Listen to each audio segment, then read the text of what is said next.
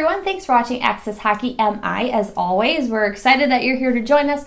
Today we're going to talk about a guy that you probably have not yet heard of on our team. Yeah. And it kind of comes through the off season when we have all of the prospects that are coming. You also need people to fill in the voids because we don't have a whole team of prospects, if you get what I'm saying. What? So all the guys we draft are not going to be Griffins first day. So he's kind of one of those that are filling in the gaps, but he could also become, someone that the brass looks at if he does. Yeah, and that's the thing. With all the guys that fill in the gaps, they could be more. They're just really good at what they're doing now in the AHL. So today we're going to talk about Denis Jan, and he is currently with the Grand Rapids Griffins. He was drafted 2015, 64th overall. I say 20-something overall by Tampa Bay. So not even by us. So we got him from the Syracuse Crunch in the AHL. He's a left wing. And let's get started. So he's one of our taller guys. He is as a winger, which is really, really nice to have those big lanky dudes. Just nice to have tall people, I guess. Exactly. He's 192, and at 24 years old, he does have a very good amount of experience behind him coming into the Grand Rapids Griffins. Like Janae said, he was with Syracuse from the 2016-17 season all the way up until 2019-20. So he did play a few games against us in the finals. Rachel says she remembers him. I remember his name. I don't remember him. I only remember it because I think Syracuse. She's crazy. That could be very possible. Dads don't lie. So. Sometimes, depending on where you're getting them. But anyway, so he has a lot of AHL experience, and Syracuse is a good team, so he has a lot of, I think, finesse, and he's got a lot to back him up, basically. So he was a 20-point plus per season. His seasons kind of range between 43 and 50 games played, so it was not full seasons. Some of that could be because of injury or whatever their situations were at that time. So, 20 points or more, that's still pretty good production. So the reason you've probably not heard his name quite as often yet is because he played, I think 3 or 5 games before he actually got injured for the Griffins for the season. So he was someone that we were really excited because initially, he came out of the gates and was really impressive to us. I think he got personally. A goal in the opening game. He might have. I can't remember that far back. But he was really impressive to us, and then he got injured, and we're like, we were really looking forward to seeing him. So he's back now. So it's great that he's back, and even in his first games back, he has points already. So that's already something that is great to see. So one of the pros that we've noticed from him is he's kind of got this hybrid KHL North American ice style. And we say that because he was actually raised in Moscow. So in Russia, he was born in the States, raised in Moscow for his whole life.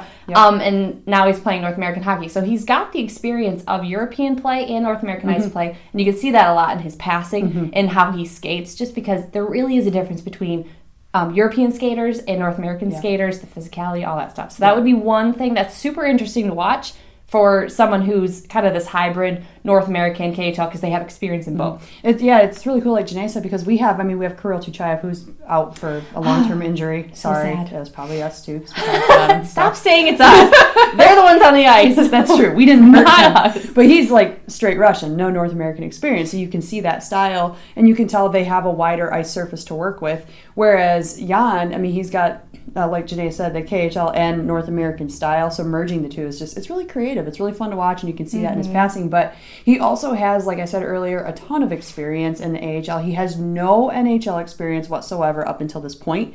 But you can tell that he does have seasons behind him of just control, composure. He knows exactly what to expect out of the team, out of what he needs to do himself, and what to expect in a game atmosphere and playoff experience. He plays his position very well. We'll talk a little bit about the cons of that because, of course, we know there's two sides. There's a defensive forward that we always talk about. He plays the forward really well. So he's very good at, of course, the passing, the playmaking, the making things happen, the taking the shots. He takes some risky passes too, which are they end up nice, but they're really risky. He's always right there in the rush when you need him, and he's always in a good spot. And the composure to me is huge because if you have someone who can get easily thrown off by the opponent, it's hard to play. It's hard for someone like that to be on your team because then you can't keep chill. You can't just calm down. Well, you can't depend on them because you don't know how they're going to be reacting. And then the style of play gets away from you, and then you start playing to the other team instead of forcing them to go to your level, that kind of thing. So that all comes also with his smooth skating and his acceleration. So he's a very good skater, and I think that you can see it in most Russian players. Like, they're skating. I just love watching it. I watched, like, with a recent game, I watched his feet. Like, it's a weird thing to do, but do it when you're watching players skate, because it shows where the power comes from, their footwork. And they don't even really have to think about it. Yeah. That's how skilled these guys are. No, it's just impressive. Like Bambi on skates. Like, these guys look so great. Mm-hmm. But along with, the obvious glowing review of Denis Jan's play, there's, of course, like Janae said, the other side of things. So there are a couple cons here. We like to keep it realistic. Yeah. Where right now, as a left winger, he's facing some really popular prospects and some tight competition. We already mentioned Kirill Tyutyayev, who he's out. He is a left winger, but he will be, once he returns and is healthy, kind of a stiff competitor against Jan. And then you also have Jonatan Berggren, who has been doing very well this season. Doing well. He's been showing his colors. He's been showing why he was drafted. Exactly. Very exciting to see. It's almost like it's an Yzerman theme this season for them to just come out and perform like this. And just flourish. Exactly. But like we said, Jan, he is a drafted player, not by the Wings, but technically you could still consider him a prospect. But with his AHL experience, you almost kind of wonder if he's there to be a developer to kind of fill in that gap. But it does not write him off. I'm just saying that he's got some stiff competition, but I think that'll be good motivation for him. It doesn't write him off. And we've seen that very clearly in how Yzerman has been doing things. And everyone knows by this point of Yzerman being the GM that if a player is someone who catches his eye, catches the coaching staff's eye, they're going to get a chance. Yeah. And it's so obvious to me right now in how we've been seeing the Red Wings going and who's been called up and who's been sent down, all that kind of stuff. It's very obvious that he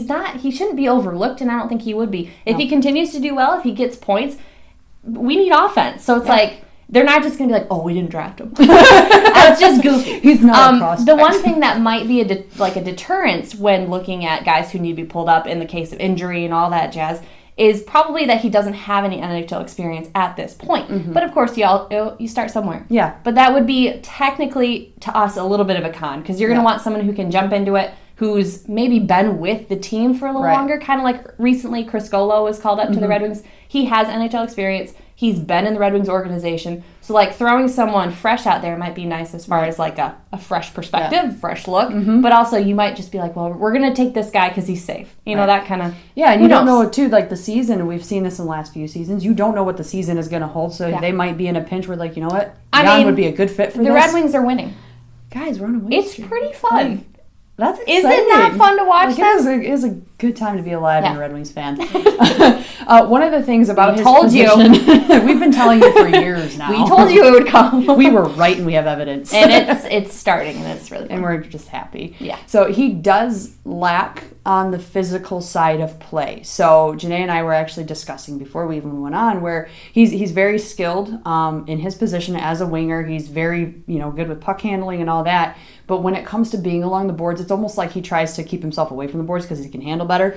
It's not, I don't think that he's not comfortable with board play. It's just I think he does not have the physical strength, or that's just not his style of game. So maybe he's just trying to put himself in a position to succeed and not get in a situation where he can't get out. Yeah. So he is lacking a little bit of that more aggressive style that is needed for that position. But I would say that that's kind of something the Griffins have right now.